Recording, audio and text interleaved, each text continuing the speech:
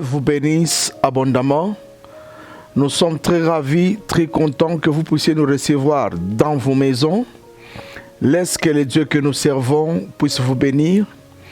C'est votre humble serviteur, le prophète Nathan Odimba, qui est en direct avec vous à partir des États-Unis. Je salue tous ceux qui me connaissent de loin comme de près. Je salue la grande famille de Barzilai, la nouvelle cité de David. Je salue les bishops Zachary Kabengele, Maman Monique. Je salue aussi tous les hommes de Dieu servant dans la grande communauté nouvelle cité de David, et que Dieu vous bénisse abondamment. Je disais qu'aujourd'hui nous allons continuer avec notre portion de la parole que nous avons commencé il y a presque 1 ou 2 semaines, que je suis en train un peu de vouloir éveiller le peuple de Dieu et les enfants de Dieu. La Bible dit que venez à moi, vous tous qui êtes chargés et fatigués, je vous donnerai du repos. Et le vœu de mon cœur et ma prière, c'est que vous veniez à Christ, parce que le temps que nous sommes en train de traverser, c'est un temps qui est très crucial. La deuxième des choses que j'aimerais énumérer ici, c'est que le thème que nous sommes en train de développer, le thème que nous sommes en train d'exploiter est si simple. Qu'est-ce que ce thème-là veut dire? Le thème veut dire seulement que nous parlons sur les signes du temps de la fin. Les signes du temps de la fin. Écoutez, bien-aimés dans le Seigneur, chaque chose, quoi qu'elle existe sur la terre, elle a existé par rapport au temps. Elle est liée par rapport au temps. Et l'histoire du monde a commencé et Dieu l'a chronométré et Dieu l'a mis dans le temps. C'est-à-dire que tu peux vivre comme tu peux, mais tu as un temps. Et il y a un temps pour toutes choses, et il y a un temps pour vivre, et il y a un temps pour manger, et il y a un temps pour faire toutes choses. Mais nous remarquons qu'il y a beaucoup de choses qui se passent actuellement dans le monde, dont il y a d'autres personnes qui ne comprennent pas le sens de ce qui se passe. Il y en a d'autres qui comprennent au moins qu'est-ce que cela veut dire. Écoutez, bien aimés, quand on parle du signe du temps de la fin, c'est qu'il y a eu des disciples où c'est une prophétie qui tend vers son accomplissement. Pourquoi est-ce que je dis que c'est une prophétie qui tend vers son accomplissement? Je veux un peu que l'on lise dans la parole de Dieu. Mais avant que l'on lise la parole de Dieu, bien-aimé, je vais commencer par une prière. Seigneur, nous voulons te dire merci dans le nom de Jésus-Christ pour cette opportunité que tu nous accordes, que nous puissions entrer dans ta présence, afin de partager cette portion de la parole avec ton peuple.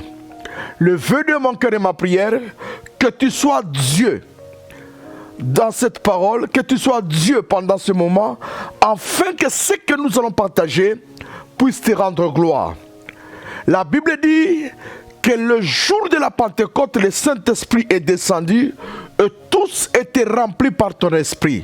Je prie afin que ton esprit m'inonde et que cet esprit nous remplisse, afin que nous puissions communiquer cette parole avec toute puissance, que cette parole guérisse, que cette parole console, que cette parole délivre. Au nom de Jésus-Christ, j'ai ainsi prié et j'ai dit Amen. Là où tu es, je te demande d'acclamer très fort le Seigneur, ensemble avec moi, et que Dieu te bénisse abondamment. Je disais qu'en guise d'introduction, c'est votre humble serviteur, le prophète Nathan Odimba. Ici aux États-Unis, je suis en collaboration et j'œuvre avec quelques hommes de Dieu, à l'occurrence les pasteurs Patrice, le pasteur Aaron et les pasteurs Didier, ainsi que les autres. Que Dieu vous bénisse abondamment. Je n'oublierai pas le pasteur Maurice. Que Dieu vous bénisse abondamment. Je disais que nous allons partager une portion de la parole de Dieu, dans lequel j'ai donné comme un petit thème les signes du temps de la fin. Je suis sûr et certain que tu te poses la question dans ta maison, à savoir pourquoi les signes du temps de la fin. C'est là je l'ai tiré dans la parole de Dieu et je vais vite dans Matthieu chapitre 24 et je vais que tu puisses comprendre avec moi ensemble la nécessité de notre thème de ce soir. Matthieu chapitre 24. Matthieu chapitre 24. Toi qui as la Bible, tu vas lire avec moi la parole de Dieu. Matthieu chapitre 24. Aujourd'hui, Dieu va te faire du bien. Le Seigneur va te faire du bien. Et tu seras béni comme moi je suis béni ce soir. Matthieu chapitre 24, je vais commencer à partir du premier verset. Juste en guise d'introduction, à titre de rappel à ceux qui n'ont pas été avec nous en contact l'autre fois. La Bible dit, comme Jésus s'en allait au sortir du temple, ses disciples s'approchèrent pour lui en faire remarquer les constructions. Mais il leur dit, voyez-vous tout cela? Je vous le dis, en vérité, il ne restera pas ici pierre sur pierre qui ne soit renversé. Je vais au troisième verset. Il s'assit sur la montagne des Oliviers et les disciples vinrent en particulier lui en poser cette question. Dis-nous quand cela arrivera-t-il et quels seront les signes de ton avènement et de la fin du monde. Je disais que notre thème est intitulé les signes du temps de la fin. Et ici, ce sont les disciples qui sont venus à la rencontre du Seigneur Jésus-Christ et lui ont posé une question de dire, dis-nous quels seront les signes du temps de la fin. Dis-nous quel sera le signe du temps de la fin. Écoutez, bien-aimés, le Seigneur étant venu sur la terre, il a accompli une mission très cruciale. Après avoir accompli sa mission, la Bible dit que les disciples lui posèrent cette question, dis-nous quel sera le signe du temps de la fin. Et il a commencé à répondre par rapport au signe du temps de la fin. Et moi, par rapport à la vision, à l'œil de l'aigle que Dieu m'a donné, j'ai regardé, j'ai fait ma lecture et j'ai fini par conclure que les signes du temps de la fin sont manifestes. Sont tellement manifestes. Je vais dans le verset 4 et je vais descendre, je vais faire une lecture en dents de scie. Pour que vous puissiez comprendre un peu la quintessence de ce que Jésus parlait du signe du temps de la fin. Et j'ose me rappeler, il y a à peu près 20 ans passés, j'avais un thème où j'avais développé à ce temps-là, où j'avais intitulé « L'Église face à la vitesse du monde ». Je pense que Dieu fera grâce que nous allons développer ce thème-là plus tard. Mais laisse-moi un peu partager avec toi ce que Dieu m'a mis à cœur ce soir. Je vais dans le verset 4. Jésus leur répondit, prenez garde que personne ne vous séduise, car plusieurs viendront sous mon nom, disant, c'est moi qui suis le Christ, et ils séduiront beaucoup de gens. Vous entendrez parler de guerres et des bruits de guerre. Gardez-vous d'être troublés, car il faut que ces choses arrivent. Mais ce ne sera pas encore la fin. Une nation se lèvera contre une nation et un royaume contre un royaume. Et il y aura en divers lieux des famines et des tremblements de terre. Tout cela ne sera que le commencement de douleur. Alors on vous livrera au tourment et l'on vous fera mourir et vous serez haïs de toutes les nations à cause de mon nom. Alors aussi plusieurs succomberont et ils trahiront, se haïront les uns les autres. Plusieurs faux prophètes se lèveront et ils séduiront beaucoup de gens. Et parce que l'iniquité sera accrue, l'amour de plusieurs nombres se refroidira. Mais celui qui persévérera jusqu'à la fin sera sauvé. Seigneur, merci pour cette bonne parole. Bien-aimés, quand les disciples sont avancés à Christ, lui ont posé cette question, voilà la réponse que Christ a commencé à donner aux enfants de Dieu, aux disciples, à toi qui me suis, dont Dieu me suscite de te parler pendant ce moment. La Bible dit que vous entendez parler des bruits de guerre. une nation se lèvera contre une autre. L'amour refroidira par plusieurs. C'est-à-dire, il y aura plusieurs faux prophètes qui vont naître pendant ce moment, qui donneront des fausses prophéties. Il va plus loin et il va dire, il y en a d'autres qui diront que c'est moi le Christ. Crois en moi. Mais la Bible dit, ceux qui persévéreront jusqu'à la fin, ils seront sauvés. Bien-aimés dans le Seigneur, comparativement à la vie d'aujourd'hui, essayons un peu de regarder correctement. Essayons un peu de faire un tour, regarder dans le monde. En Afrique, comme en Occident, vous allez entendre des bruits de guerre. Moi qui vous parle à partir des États-Unis, je tiens à vous informer, il y a une guerre qui est en train de s'annoncer. Une guerre qui a déjà fait une apparition. Une guerre qui annonce le signe du temps de la fin. Et c'est pendant que cette prophétie avait déjà été annoncée depuis les temps anciens. Bien-aimés, il est dit que vous entendrez parler des bruits de guerre. Il y aura des peuples qui manqueront la paix. Il y aura des peuples qui seront en déséquilibre total. Il y aura des peuples qui manqueront à manger. Il y aura des peuples qui vont souffrir. Bien-aimés, à l'instant où je vous parle ici aux États-Unis, les choses sont en train de monter à la hausse. La hausse des prix. Lorsque vous achetez hier quelque chose à $2, aujourd'hui c'est à $3, à $4. Et à mes frères qui sont en Afrique, ils sont en train aussi d'expérimenter la même chose. Ils vivent la même chose. Ils rencontrent la même réalité. Mais moi je viens t'annoncer une bonne nouvelle. C'est que Jésus est vivant. Jésus est capable. Jésus peut changer ton histoire. Jésus peut te relever. Bien-aimé, il n'y a pas une solution qui existerait dans le monde en dehors du nom de Jésus-Christ. Il n'y a pas une guérison qui existerait au monde en dehors du nom de Jésus-Christ. Il n'y aura pas une paix qui te sera accordée en dehors du nom de Jésus-Christ. En Jésus, il y a la paix. En Jésus, il y a la gloire. En Jésus, il y a l'élévation. En Jésus, il y a la consolation. En Jésus, il y a la réussite. Bien-aimé, pendant que je te parle, peut-être tu n'as pas encore reçu le nom de Jésus-Christ. Tu n'as pas encore reçu Jésus comme Seigneur et Sauveur. Mais j'aimerais t'exciter ce soir à donner ta vie à Jésus-Christ. Parce que Jésus lui-même dit, lorsque vous entendrez parler de bruit de guerre, sachez-le, ce ne sera que le début. Ce ne sera que le début. Bien-aimé, je t'exhorte ce soir. Crois en Jésus-Christ et tu seras sauvé. Bien-aimé, lorsqu'on parle dans Matthieu chapitre 24, c'est par rapport à la question que les disciples ont posée à Christ.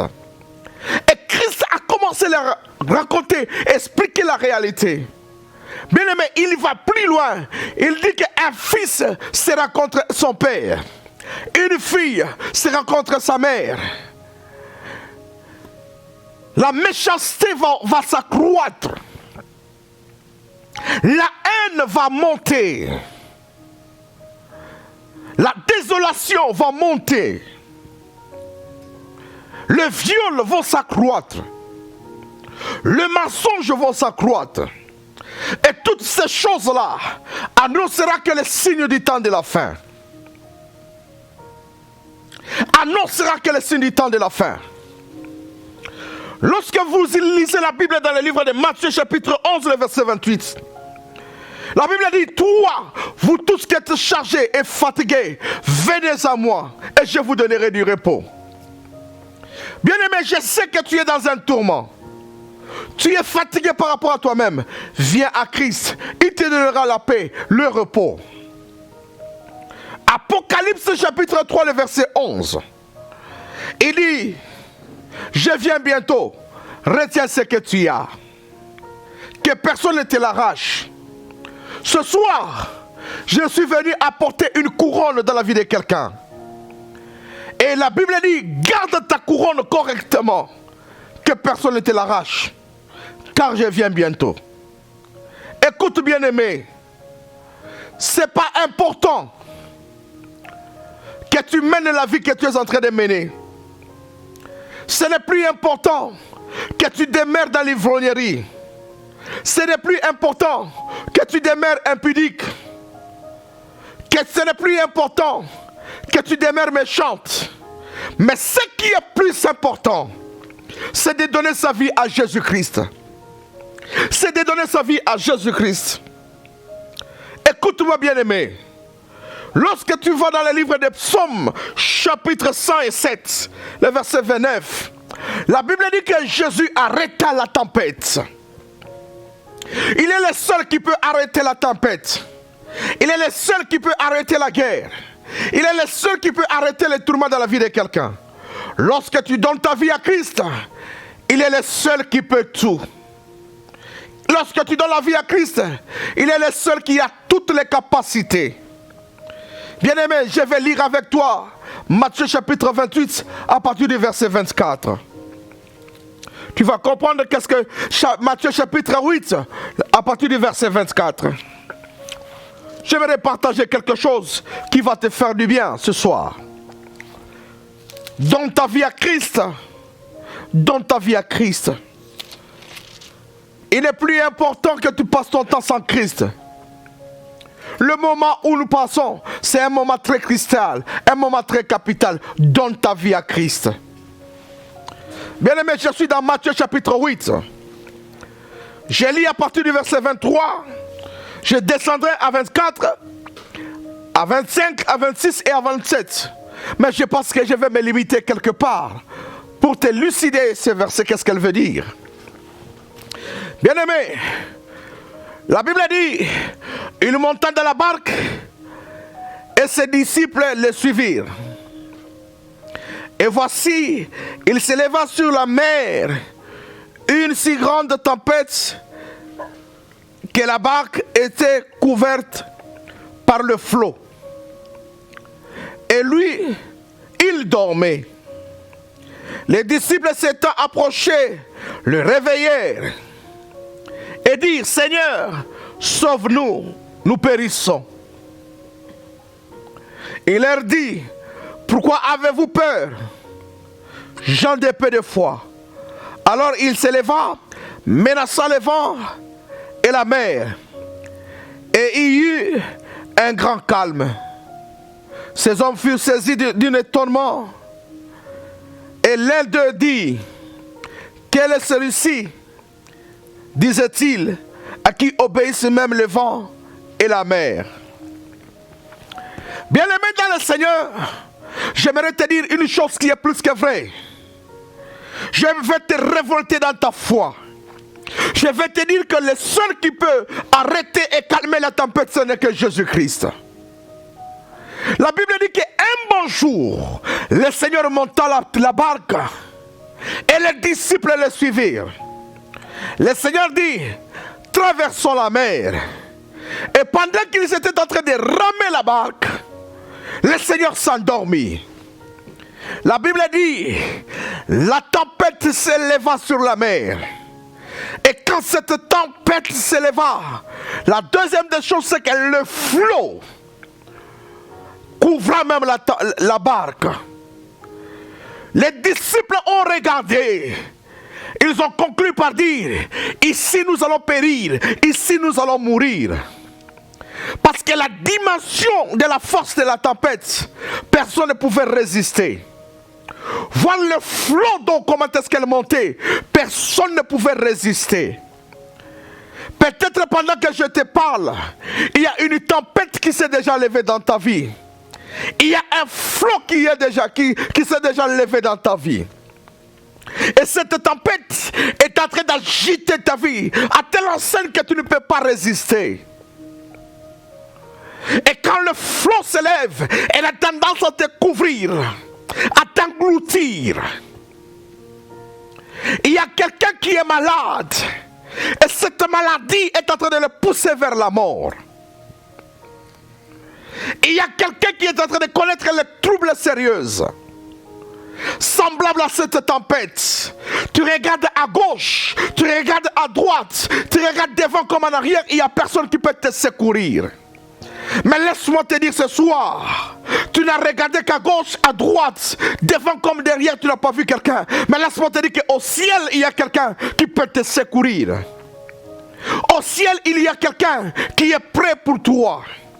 Et cette personne s'appelle Jésus-Christ de Nazareth. Et Jésus, il est prêt à te délivrer ce soir. La Bible dit que les disciples allèrent vers lui. Ils le réveillèrent, ils le bougèrent. Ils disent, Seigneur, Seigneur, Seigneur, nous allons mourir. Nous allons mourir. Il y a une forte tempête qui s'est levée. Il y a le flot qui veut nous engloutir. Le Seigneur, lorsqu'il se leva, la première des choses qu'il a commencé à dire, il a commencé à minimiser la tempête qui s'était levée. Frère, je sais que tu as un problème qui est en train de se secouer sérieusement. Mais je connais quelqu'un qu'on appelle Jésus de Nazareth, le ressuscité du 3e jour. Il est capable d'arrêter la tempête. Il me mandate ce soir d'arrêter une tempête dans la vie de quelqu'un. Il me mandate ce soir d'arrêter les troubles dans la vie de quelqu'un. Il me mandate ce soir de dire non à la situation que tu traverses, de dire non à la situation que tu connais, de dire non à l'humiliation que tu connais. La Bible dit que le Seigneur menaça la tempête, et quand il a menacé, la tempête s'arrêta. Ce soir, je sais qu'il y a une guerre qui s'annonce. Il y a une guerre qui est à l'horizon.